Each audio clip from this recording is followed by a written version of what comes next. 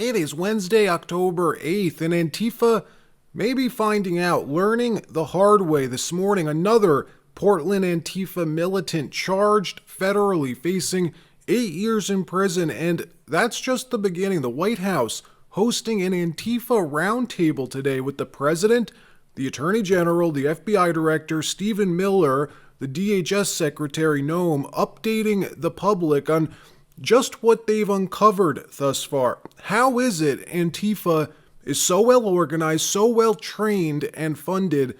We'll show you what they found and what in the world is happening in California. If you live in the state of California, do you know who your next governor may very well likely be? We'll show you that. Frightening.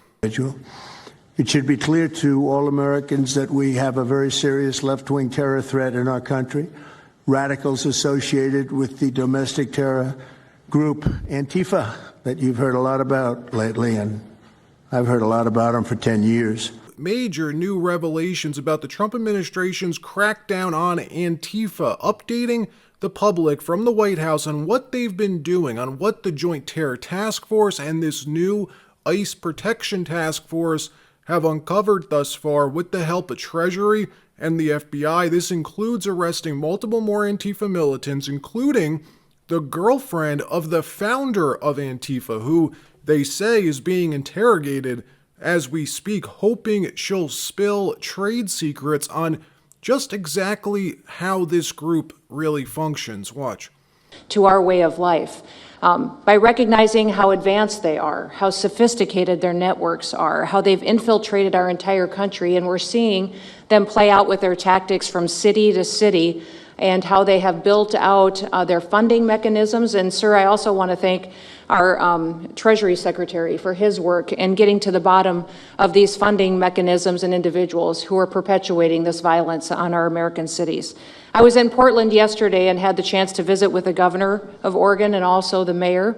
They're in town, and they are absolutely covering up the terrorism that is hitting their streets. While you talked about some of the stories of our ICE agents, our Border Patrol agents, how they have been attacked, how they have been shot at, injured, the damage that they've done, these leaders in these local cities, along with Pritzker and Johnson, ignore what's going on, or sir, they're helping Antifa cover it up. We have arrested dozens of individuals that are Antifa members or affiliated with them, and I want to thank our Attorney General for prosecuting them and making sure they never see the light of day again.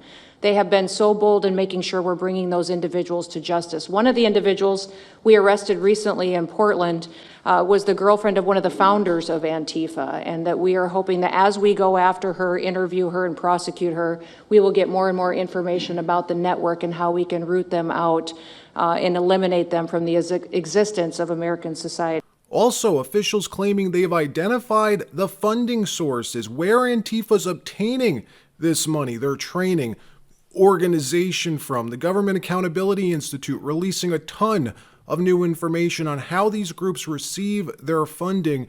They've mapped it all out and hand-delivered it this morning to the president, to Kash Patel, Pam Bondi, Kristi Noem, dropping names in this meeting, including George Soros. Watch. This is not just a story about violence and chaos, as you alluded to, Mr. President. This is a money story. And at the Government Accountability Institute, my colleague and I, Peter Schweitzer and our team, we followed the money, and we followed it to the top of what we call the protest industrial complex, Riot Inc., and we found a network of NGOs. It's not just the Soros network, the Open Society network, it's other funding networks, the Arabella funding network, the Tides funding network, Neville Roy Singham and his network, Foreign Cash. And it's also big left-wing funders. Some of them are not citizens of this country. Mr. Hans-Jörg Wyss of Switzerland.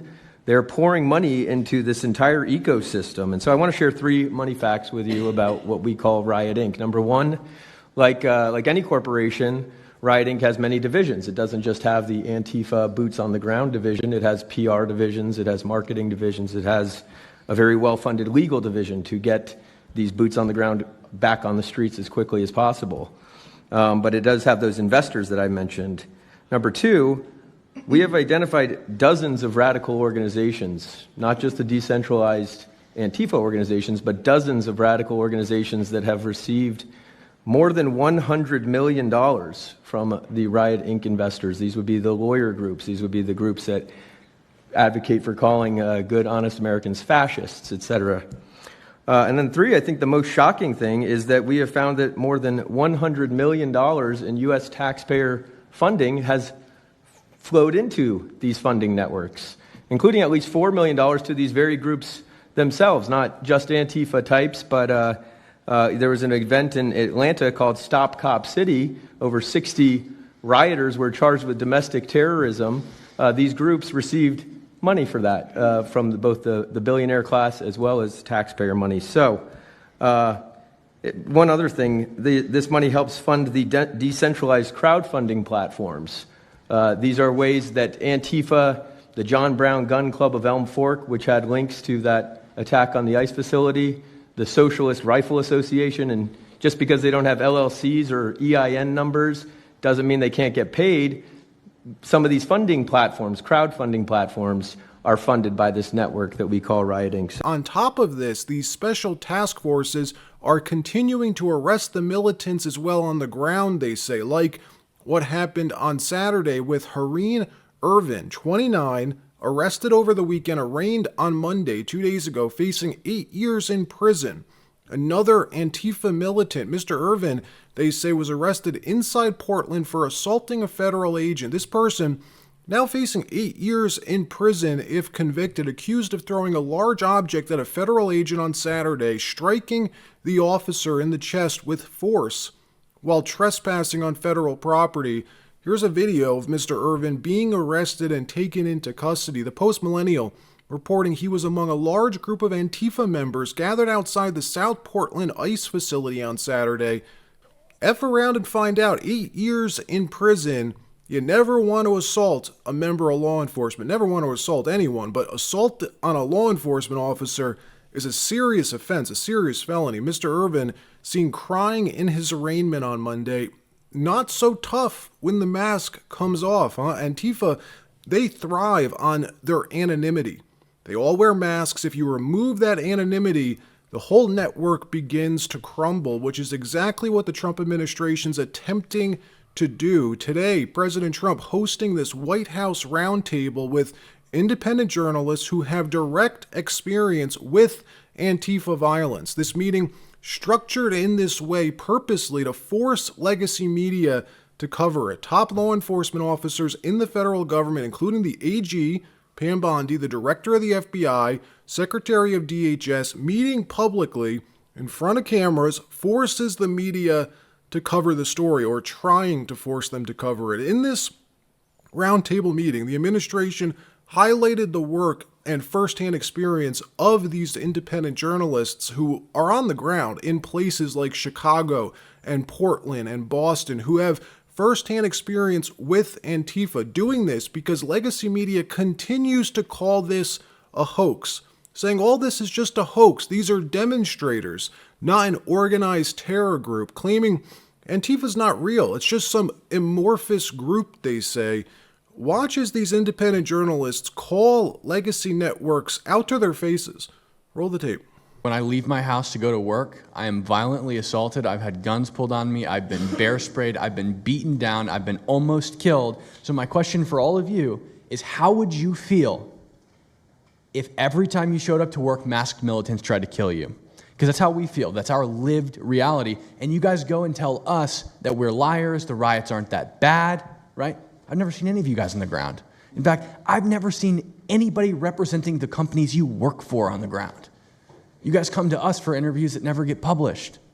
Stop saying we're lying. We're not. We risk our lives every day to do the job that you guys are too afraid to do. What they say they're now looking for is a link between these NGOs and the current ICE riots that are happening in Chicago and Portland, because these anti-ICE riots are so violent and shockingly organized. The FBI believes they'll find a nexus back to at least one of these NGOs. And if they do, RICO's on the table. In another story, a shocking story, a former Los Angeles resident charged this morning for starting one of the worst, most devastating wildfires in city history, the Pacific Palisades Fire, which killed 12 people, caused billions beyond billions of dollars of damage. Prosecutors say Jonathan Ridderchek, 29, maliciously set the fire, started the Pacific Palisades Fire. Unbelievable. Watch.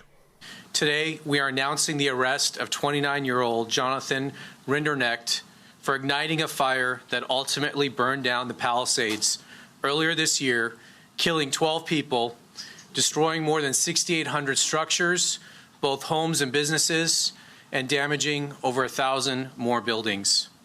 The complaint unsealed today charges the defendant with destruction of property by means of fire, a felony that carries a mandatory minimum 5-year federal prison sentence and is punishable by up to 20 years in federal prison. He's now charged with destruction of property by means of fire, a federal felony that carries a mandatory minimum of 5 years and up to 20 years in prison if convicted. Let me know what you think about that. Is that enough? Personally, I hate seeing people go to prison, but purposely starting a wildfire is one of the worst crimes, in my opinion. The sheer amount of damage, just destruction and death you can cause. He killed 12 people, this guy. Destroyed thousands of homes. Is 5 years acceptable? Let me know what you think. Meanwhile, Democrat California gubernatorial candidate Katie Porter, the leading candidate for the governorship, losing it yesterday during an interview with CBS News, complaining that she's being asked follow-up questions, and that is unacceptable, she says. Watch. What do you say to the 40% of California voters who you'll need in order to win who voted for Trump? How would I need them in order to win, ma'am? Well, unless you think you're going to get 60% of the vote. You think you'll get 60%. Everybody who did not vote for Trump will vote for you. That's what you're thinking. In a general election? Yes. If it is me versus a Republican, I think that I will win the people who did not vote for Trump. What if it's you versus another Democrat? I don't intend that to be the case. So how do you not intend that to be the case? Are you going to ask them not to run? No, I'm saying I'm going to build the support. I have the support already in terms of name recognition. And so I'm going to do the very best I can to make sure that we get through this primary in a really strong position. But let me be clear with you. I represented Orange County. I represented a purple area. I have stood on my own 2 feet and won Republican votes before. That's not something every candidate in this race can say. If you're from a deep blue area, if you're from LA or you're from Oakland, you don't have an experience. But you just said you don't need those Trump voters. Well, you asked me if I needed them to win. So you don't I think feel like this is unnecessarily argumentative. What is your question? The question is the same thing I asked everybody, that this is being called the empowering voters to stop Trump's power grab. Every other candidate has answered this question. This is not Correct. And I said I support it. So, and the question is, what do you say to the 40% of voters who voted for Trump? Oh, I'm happy to say that. It's the do you need them to win part that I don't understand. I'm happy to answer the question as you have it written, and I'll answer it. And we've also asked the other candidates, do you think you need any of those 40% of California voters to win? And you're saying, no, you don't. No, I'm saying I'm going to try to win every vote I can. And what I'm saying to you is that... Well, to those voters, okay, so you... I don't want to keep doing this. I'm going to call it. Okay. Thank you. You're not going to do the interview with us? Nope, not like this. I'm not. Not with 7 follow-ups to every single question you ask. Every other candidate has answered. I don't care. I don't care. I want to have a pleasant, positive conversation in which you ask me about every issue on this list. And if every question you're going to make up a follow-up question, then we're never going to get there. Ms. And Porter, we're just going to circle around. I am an investigative I have never reporter. had to do this before, ever. You've never had to have a conversation with to end a an reporter? interview. Okay, but every other candidate has done this. What part of I'm me? I'm running for governor because I'm a leader. So I am going to make... So you're not going to answer questions from reporters? Okay, why don't we go through? I will continue to ask follow-up questions because that's my job as a journalist, but I will go through and ask these, and if you don't want to answer, you don't want to answer.